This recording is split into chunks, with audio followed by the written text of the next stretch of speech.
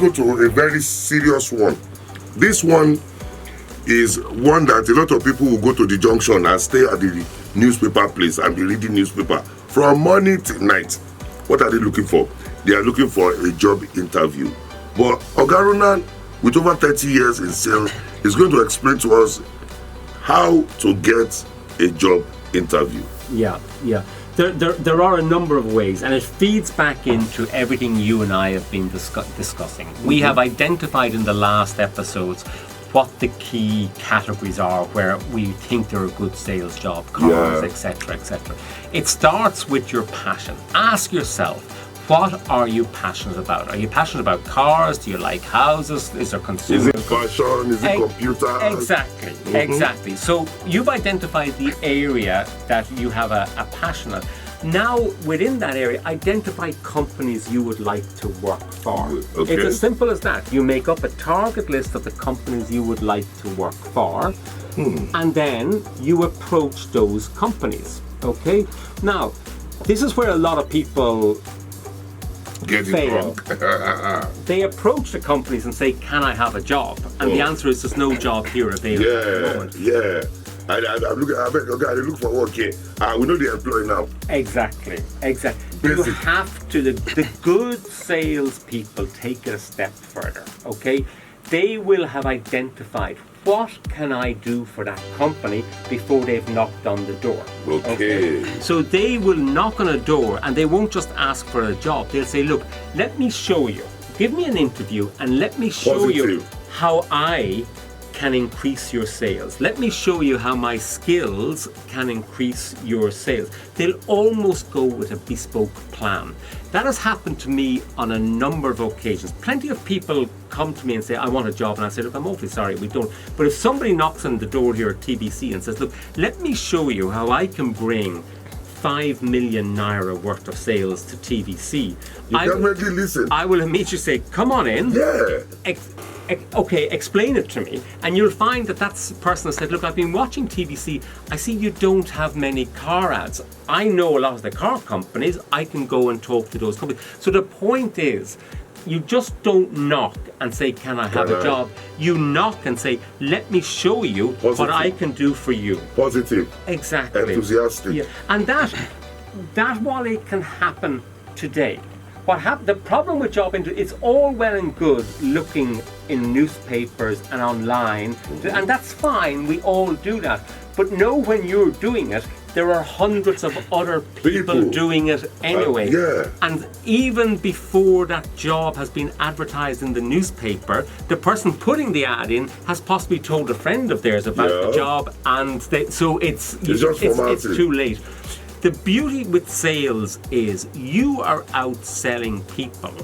You are outselling products, cars, goods. And services. In this instance, in terms of interview, you're just selling yourself. So you knock on the door and you say, look, let me show you how I can bring value to you, your company, and how I can go and sell your products and ultimately bring more business to your company. I never for one day thought about it like that. I have never. I am sure this is quite interesting for a lot of people. Don't go asking.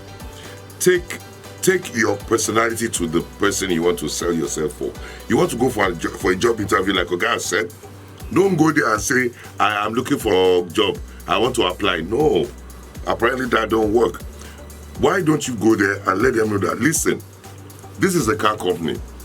I can make more revenue for you guys by selling more cars. That's one. Whoever you are talking to will want to listen. Definitely, the interview is concluded.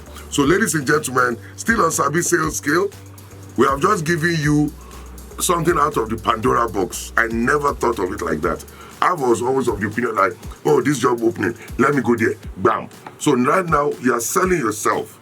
You are, and then really good people will go one step further, and this is where they're thinking more medium and long term, as opposed to the problem with a lot of people is they just think short term. They knock on the door, can I have a job? No, and they move on to the next thing. The person has said, look, let me show you how I can sell you more of those cars. And they go, okay, fine, but it still have to convince the employer that this is a good. So really good salespeople thinking more medium to long term will say, look, give me 1 month. Let me work here for 1 month. If I sell it, pay me commission. You don't have to pay me a salary. I'm going to invest 4 weeks of my time in your business. Just give me the opportunity. Pay me a commission on whatever I bring in that 1 month, and let me demonstrate to you. So then the employer is going, well, I have nothing to lose. Win-win situation. Win-win. And you have just sold yourself. But some people, Wally, are fearful of doing that. They think, oh look, there's a European. He would never. If anybody knocked on my door at TVC today and they gave me a proposition like that, I'd say absolutely, why not? I'll get you a desk, I'll get you a phone, you get started and you show me what you can 4 do. weeks. Exactly. And it has a time frame. Exactly. It's a contract. Exactly. Wow. Exactly. All right, moving on, ladies and gentlemen. Whoa. Today is an eye-opener for me as well. I tell you now, say, not only are you the students here, me, myself, I'm a student here. Now, from there, we go to something very, very critical. Even if you've got a job interview, your curriculum vitae, your CV. Yeah. What do you have to tell our people about the CV? Yeah, the CV is an interesting document. It's been around forever. Donkey years. We all talk about it, and lots of people put lots of work into it. Lots of people don't put any work. Some even lie on it. Some even lie on it. They give it a dog and all of that kind of stuff. Look, it is a really important document, but it's a really important document to get right. Okay, and really what it is it's like an extended business card. That is all it is. An extended business card. That is it. You are putting it on a desk with somebody and you say, look, there's top line information about me, but look, I'm going to sell myself to you, but you can keep it, and they'll refer back to your contact. So it is important.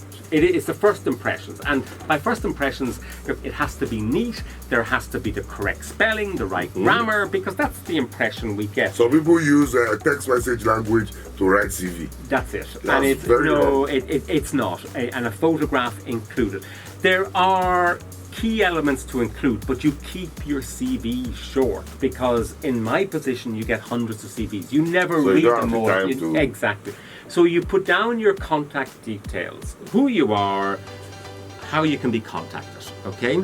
Then at the top of your CV, you have what I call an executive summary. And that is really a small paragraph about you and why you are suitable for that job. And that's the paragraph that gets me.